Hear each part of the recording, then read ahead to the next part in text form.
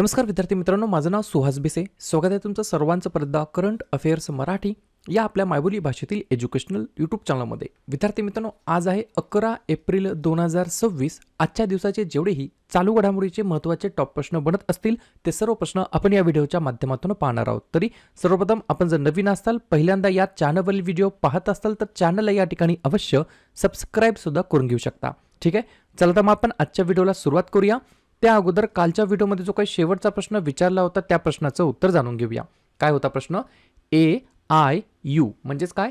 Athletics integrity युनिटने जाहीर केलेल्या doping उल्लंघनांच्या यादीमध्ये कोणता देश या ठिकाणी अव्वल स्थानी आलेला आहे? तर बऱ्याच विद्यार्थी मित्रांनी अगदी योग्य उत्तर टाईप करून सांगितलं आहे.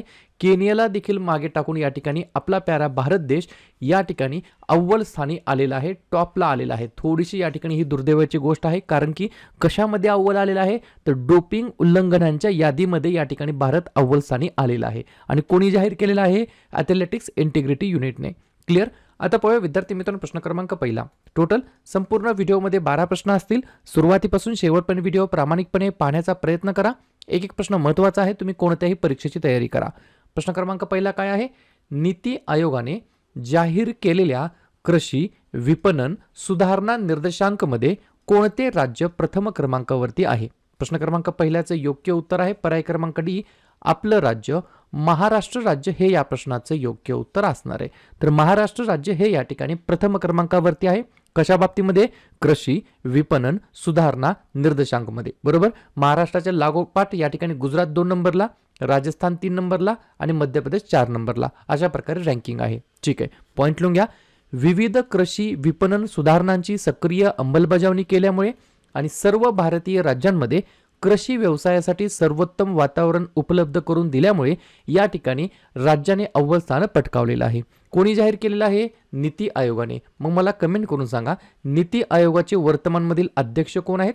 नीती आयोगाचे वर्तमानमधील CEO कोण आहेत? आणि नीती आयोगाचं या ठिकाणी मुख्यालय कोठे आहे? एवढ्या प्रश्नांची उत्तर मला तुम्ही कमेंट बॉक्समध्ये द्यायची आहेत. तोपर्यंत आपल्या राज्यावरती आपण एकदा चर्चा करूया. आपल्या राज्याची स्थापना 1 मे 1960ला झाली. याच दिवशी गुजरात या राज्याची स्थापना झाली आणि हाच दिवस इंटरनॅशनल लेबर डे म्हणून आपण साजरा करतो.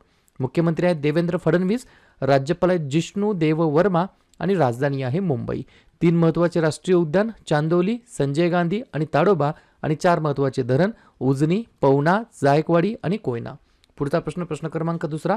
खालीलपैकी कोणता देश आपल्या नागरिकांसाठी सर्वात स्वच्छ पाण्याच्या बाबतीमध्ये प्रथम क्रमांकावरती आलेला आहे? 2 नंबरच्या प्रश्नाचं योग्य उत्तर आहे पर्याय क्रमांक सी, फिनलँड नावाचा देश आहे. त्या देशाने या ठिकाणी अव्वल स्थान क्रमांक या ठिकाणी पटकावलेला आहे.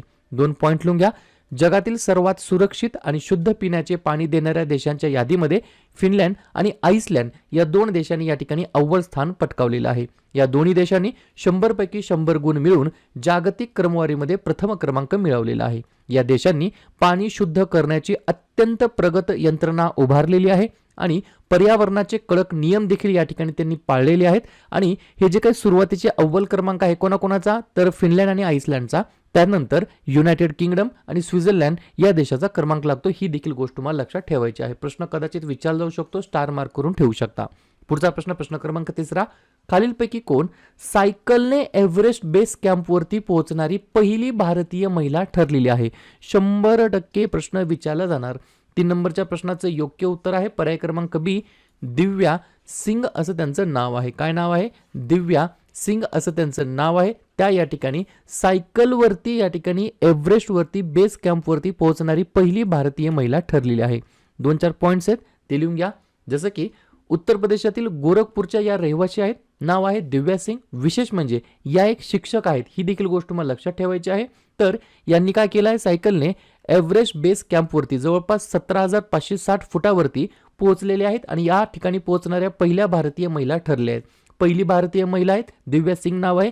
पेशाने या ठिकाणी ते शिक्षक आहेत. बरोबर. यांचं यश काय आहे? तर काठमांडू ते एव्हरेस्ट बेस कॅम्प सायकल मोहीम 14 दिवसामध्ये त्यांनी पूर्ण केलेली आहे. जागतिक स्थान बघितलं तर या कामगिरीमुळे त्या जगातील दुसऱ्या महिला सायकल स्वार या ठिकाणी ठरल्या आहेत. दिव्या सिंग यांनी -12 डिग्री सेल्सिअस सारख्या गोठवणाऱ्या तापमानामध्ये आणि आव्हानात्मक पर्वतीय मार्गावर सायकल चालून हा विक्रम या ठिकाणी प्रस्थापित केला आहे. त्याच्यामुळे हा प्रश्न विचारला जाऊ शकतो. दिव्या या ठिकाणी Singh becomes first Indian woman to reach Everest base camp by cycle in only 14 days. बरोबर, ठीक आहे. पाहूया पुढचा प्रश्न. प्रश्न क्रमांक 4. कोणत्या राज्य सरकारने एकात्मिक भू अभिलेख व्यवस्थापन आणि नोंदणीसाठी भूभारती नावाचं पोर्टल सुरू केलेलं आहे? 4थ्या नंबरच्या प्रश्नाचं योग्य उत्तर आहे पर्याय क्रमांक ए, तेलंगणा हे या प्रश्नाचं योग्य उत्तर असणार आहे. तर तेलंगणा राज्य सरकारने एकात्मिक भू अभिलेख व्यवस्थापन आणि नोंदणीसाठी भूभारती पोर्टल सुरू केलेलं आहे. उद्दिष्ट काय? तर जमिनीचे व्यवहार सुव्यवस्थित करणे, अचूक मॅपिंगद्वारे अचूकता सुनिश्चित करणे आणि जमिनीचे वाद कमीत कमी करणे या उद्देशाने हे भूभारती पोर्टल सुरू करण्यात आलं आहे तेलंगणा राज्याच्या अंतर्गत. तेलंगणा स्थापना 2 जून 2014. मुख्यमंत्री रेवंत रेड्डी, राज्यपाल शिवप्रताप शुक्ला, राजधानी हैदराबाद. 2 महत्त्वाचे राष्ट्रीय उद्यान मृगावानी आणि महावीर हरिना आणि 2 महत्त्वाचे धरण सिंगूर आणि पोचरम. क्लिअर. आज या ठिकाणी मी तुम्हाला इग्नाइट अकॅडमी बद्दल सांगणार आहे. ज्या ठिकाणी टीईटी परीक्षा असेल, एमपीएससी असेल, या ठिकाणी सरळ सेवा असेल, पोलीस भरती असेल, वेगवेगळ्या परीक्षांची तयारी करून घेतली जात असते अव्वल दर्जाच्या शिक्षकांकडून. टीईटी 2026 साठी एक महत्त्वाची बॅच या ठिकाणी लॉन्च केली आहे, द्रोणा बॅच 10.0.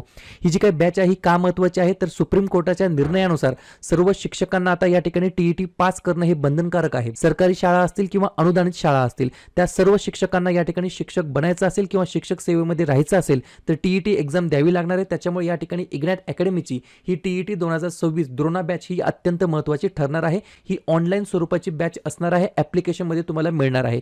ॲप्लिकेशनचा QR कोड तुम्हाला या ठिकाणी दिलेला आहे. तुम्हाला या ठिकाणी सर्व पुस्तकांसोबत एक बुक किट आणि एक फ्री बॅग सुद्धा दिली जाणार आहे.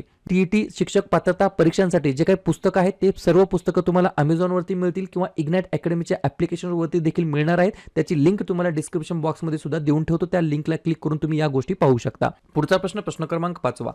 सेल या कंपनीचे नवीन अध्यक्ष आणि व्यवस्थापकीय संचालक म्हणून कोणाची नियुक्ती करण्यात आलेली आहे? 5व्या नंबरच्या प्रश्नाचं योग्य उत्तर आहे पर्याय क्रमांक डी, कृष्ण कुमार सिंग असं त्यांचं नाव आहे. काय नाव आहे? कृष्ण कुमार सिंग असं त्यांचं नाव आहे. सेलचे नवीन अध्यक्ष आणि व्यवस्थापकीय संचालक MD आणि काय म्हणता येईल तर CEO चीफ एक्झिक्युटिव्ह ऑफिसर. बरोबर. तर या ठिकाणी व्यवस्थापकीय संचालक आणि अध्यक्ष म्हणून त्यांची या ठिकाणी नियुक्ती करण्यात आली आहे. कृष्ण कुमार सिंग असं त्यांचं नाव आहे. प्रश्न आहे एखाद्या नियुक्तीबद्दल, तर बाकीच्या नवनवीन नियुक्त्यांवरती आपण चर्चा करूया.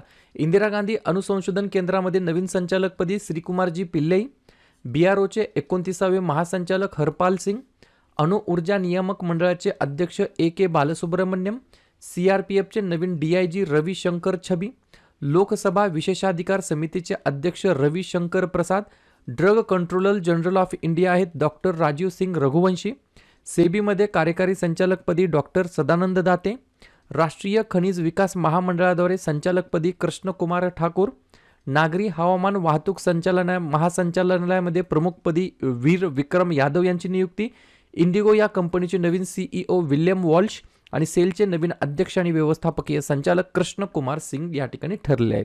ठीक आहे. पुढचा प्रश्न. प्रश्न क्रमांक 6. दरवर्षी महात्मा ज्योतिबा फुले यांची जयंती केव्हा या ठिकाणी साजरी करण्यात येत असते?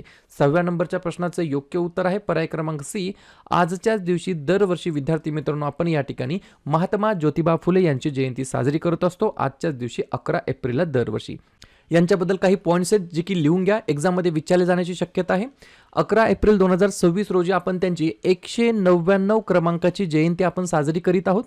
11 एप्रिल 2026 ते 10 एप्रिल 2027 या कालावधीमध्ये द्विशताब्दी जयंती वर्ष साजरे या ठिकाणी केले जाणार आहे. यांचा जन्म झाला होता कटगुण नावाचं एक गाव आहे सातारा जिल्ह्यामध्ये. बरोबर.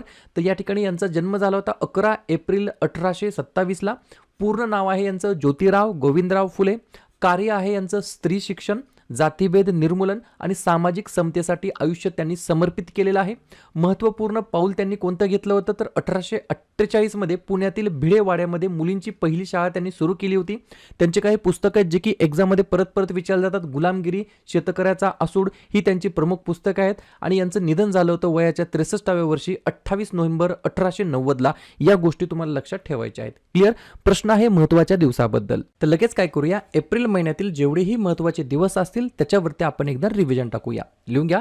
1 एप्रिल ते 7 एप्रिल अंधत्व प्रतिबंध सप्ताह, 2 एप्रिल आंतरराष्ट्रीय बालपुस्तक दिवस, 4 एप्रिल खान जागृतीसाठी आंतरराष्ट्रीय दिवस, 5 एप्रिल राष्ट्रीय सागरी दिवस, 7 एप्रिल जागतिक आरोग्य दिवस, 9 एप्रिल जलसंधारण दिवस, 11 एप्रिल महात्मा ज्योतिबा फुले यांची जयंती आणि जागतिक पार्किन्सन्स दिवस, 13 एप्रिल जालियनवाला बाग स्मृती दिवस, 14 एप्रिल डॉक्टर बाबासाहेब आंबेडकर यांची जयंती, 15 एप्रिल जागतिक कला दिवस आणि जागतिक सांस्कृतिक दिवस, 16 एप्रिल जागतिक ध्वनी दिवस, 18 एप्रिल आंतरराष्ट्रीय स्मारके व जागा दिवस आणि जागतिक वारसा दिवस, 21 एप्रिल भारतीय नागरी सेवा दिवस, 22 एप्रिल जागतिक पृथ्वी दिवस, 23 एप्रिल जागतिक पुस्तक दिवस आणि इंग्रजी भाषा दिवस, 24 एप्रिल भारतीय पंचायती राज दिवस, 25 एप्रिल जागतिक मलेरिया दिवस, 26 एप्रिल जागतिक बौद्धिक मालमत्ता दिवस आणि 29 एप्रिल आंतरराष्ट्रीय नृत्य दिवस. क्लिअर?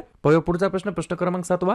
अलीकडेच व्हिएतनाम नावाचा देश आहे, त्या देशाचे नवीन राष्ट्राध्यक्षपदी कोणाची निवड झालेली आहे? तर पर्याय क्रमांक बी, तो लाम असं त्यांचं नाव आहे. काय नाव आहे? TOLAM, तो लाम असं त्यांचं नाव आहे. व्हिएतनामच्या राष्ट्राध्यक्षपदी त्यांची नियुक्ती या ठिकाणी झालेली आहे. लगेच काय करूया, वेगवेगळ्या देशांचे 2026 मध्ये जे काही वेगवेगळे या ठिकाणी अध्यक्ष नवनिर्वाचित झाले त्यांच्यावरती एकदा चर्चा करूया.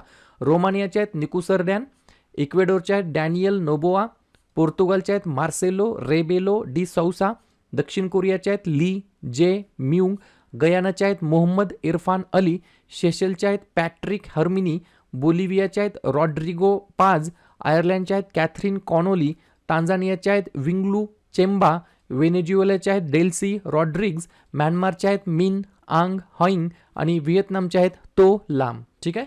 पुढचा प्रश्न क्रमांक 8. जागतिक बँकेने म्हणजेच वर्ल्ड बँकेने कोणत्या देशाच्या अर्थव्यवस्थेला चालना देण्यासाठी नवीन पंचवार्षिक भागीदारी सुरू केलेली आहे? तर पर्याय क्रमांक ए, बांगलादेश हे या प्रश्नाचं योग्य उत्तर असणार आहे. याच्या मागचा उद्देश काय आहे? हे जे काही जागतिक बँक आहे या बँकेने बांगलादेशाच्या अर्थव्यवस्थेला चालना देण्यासाठी नवीन पंचवार्षिक भागीदारी सुरू केली आहे. उद्दिष्ट काय आहे? तर लिहून घ्या. सुशासन मजबूत करणे, खाजगी क्षेत्राच्या नेतृत्वाखालील विकासाला प्रोत्साहन देणे आणि आर्थिक लाभ सर्व नागरिकांपर्यंत पोहोचतील याची खात्री करणे या उद्देशाने ही भागीदारी सुरू केलेली आहे. बांगलादेश राष्ट्रपती आहेत मोहम्मद शहाबुद्दीन, पंतप्रधान आहेत नवीन तारिक रहमान, राजधानी आहे ढाका, चलन वापरलं जातं बांगलादेशी टका. पुढचा प्रश्न, खालीलपैकी कोणाला चेतक स्क्रीन अवॉर्ड्स 2026 मध्ये सर्वोत्कृष्ट दिग्दर्शक पुरस्काराने सन्मानित करण्यात आलेला आहे? तर पर्याय क्रमांक सी, आदित्य धर असं त्यांचं नाव आहे. काय नाव आहे? आदित्य धर असं त्यांचं नाव आहे. धुरंधरचे ते डिरेक्टर आहेत. त्यांना या ठिकाणी चेतक स्क्रीन अवॉर्ड्स 2026 मध्ये सर्वोत्कृष्ट दिग्दर्शक बेस्ट डिरेक्टरचा या ठिकाणी अवॉर्डने सन्मानित करण्यात आला आहे. पुढचा प्रश्न, भारतीय नौदलाने अलीकडेच अरबी समुद्रामध्ये वरुणा 2026 हा जो काही द्विपक्षीय सागरी सराव आहे तो कोणत्या देशासोबत सुरू केलेला आहे? तर पर्याय क्रमांक सी, फ्रान्स या देशासोबत सुरू केला आहे. याच्यामध्ये सहभागी देश आहे आपला प्यारा भारत देश आणि फ्रान्स देश. आणि हा जो काही सराव आहे तो सुरू करण्यामागचा उद्देश काय? तर दोन्ही नौदलांमधील परस्पर कार्यक्षमता म्हणजेच काय इंटर ऑपरेबिलिटी आणि समन्वय वाढवणे या उद्देशाने या ठिकाणी हा सराव या ठिकाणी करण्यात येत असतो. फ्रान्स अध्यक्ष आहेत इमॅन्युअल मॅक्रॉन, पंतप्रधान आहेत फ्रँकोइस बायरो, राजधानी आहे पॅरिस, चलन वापरलं जातं युरो. पुढचा प्रश्न, सायक्लॉन 2026 हा जो काही सराव आहे तो भारत आणि कोणत्या देशादरम्यानचा संयुक्त लष्करी सराव आहे? तर पर्याय क्रमांक बी, इजिप्त हे या प्रश्नाचं योग्य उत्तर असणार आहे. ज्याच्यामध्ये सहभागी दल होते भारतीय लष्कराचे विशेष दल आणि इजिप्तचे विशेष दल. प्रमुख क्षेत्रे किंवा कशामध्ये फोकस करण्यात आलं तर विशेष मोहीम, डावपेच, टेहळणी आणि युद्धामध्ये जखमी झालेल्यांवरती उपचार या वेगवेगळ्या गोष्टींवरती या ठिकाणी फोकस करण्यात आलेला आहे. सायक्लॉन 2026 हा सराव आहे भारत आणि इजिप्त या दोन देशाच्या अंतर्गत. क्लिअर? शेवटचा प्रश्न, खालीलपैकी कोणत्या उच्च न्यायालयाने अलीकडेच न्यायालयीन निकालांमध्ये एआयच्या वापरावरती बंदी घातलेली आहे, बॅन केलेला आहे? चांगली गोष्ट आहे. पर्याय क्रमांक ए, गुजरात हायकोर्ट. बरोबर. तर गुजरात हायकोर्टने अशा प्रकारच्या या ठिकाणी एआयच्या वापरावरती कशामध्ये तर न्यायालयीन निकालांमध्ये एआयच्या वापरावरती बंदी घातलेली आहे. क्लिअर? तर अशा प्रकारे विद्यार्थी मित्रांनो हे होतातचे 12 प्रश्न. उपक्रम कंटेंट हा जो काय प्रयत्न आपण सुरू केलाय मराठी भाषेमध्ये कसा वाटतो अवश्य कमेंट करत चला. आणि तुमच्यासाठीचा आजचा खास प्रश्न, सॅफ अंडर 20 चॅम्पियनशिप 2026 कोणी जिंकलेली आहे? भारत, बांगलादेश, श्रीलंका की नेपाळ? तर ज्या पण विद्यार्थ्यांनी या प्रश्नाचं योग्य उत्तर येत असेल त्या प्रश्नाचं उत्तर तुम्ही कमेंट बॉक्समध्ये देण्याचा प्रयत्न करा. प्रश्नाचं उत्तर चुकू द्या, बरोबर येऊ द्या, काहीच हरकत नाही. ट्राय करणं, प्रयत्न करणं सर्वात जास्त महत्त्वाचं आहे. आणि दुसऱ्या दिवशी येऊन आपण दिलेल्या प्रश्नाचं उत्तर हे बरोबर आले की चुकलं, दुसऱ्या दिवशी येऊन नेहमी चेक करणं, अभ्यासामध्ये कन्सिस्टन्सी मेंटेन ठेवणं हे सगळ्यात जास्त महत्त्वाचं ठरणार आहे.